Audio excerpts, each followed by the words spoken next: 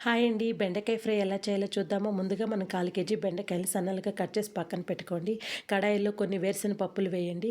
వేసి బాగా ఫ్రై చేసి ప్లేట్‌లో తీసి పక్కన పెట్టుకోండి. ఇప్పుడు మనం అదే నూనెలో పోపు దినుసులు వేసి ఒక 2 ఎండుమిర్చి చించుకోండి. పచ్చిమిర్చి కన్నా ఎండుమిర్చి వేస్తే టేస్ట్ బావుంటుందండి. కొన్ని వెల్లుల్లి రెబ్బల్ని కచ్చా పచ్చగా దంచుకొని వేసుకోండి. ఇప్పుడు కొంచెం బాగా వేగనియండి పోపు. తర్వాత ఇప్పుడు ఒక ఆనియన్‌ని సన్నలుగా కట్ చేసుకొని వేసుకున్నాను చిన్న చిన్న ముక్కలుగా. ఇప్పుడు మనం బెండకాయ ముక్కలు వేసేద్దామండి. వేసి బాగా దోరగా వేగనిద్దాము.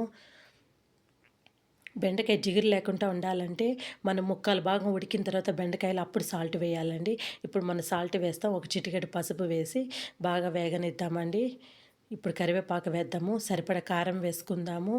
ఇప్పుడు బాగా వేగనియండి. లాస్ట్‌గా మనం కొబ్బరి పొడి వేద్దామండి. కొబ్బరి పొడి వేయడం వల్ల బెండకాయ ఫ్రై సూపర్‌గా ఉంటుందండి. లాస్ట్‌గా మనం వేయించిన వేరుశనగ పప్పు వేద్దామండి.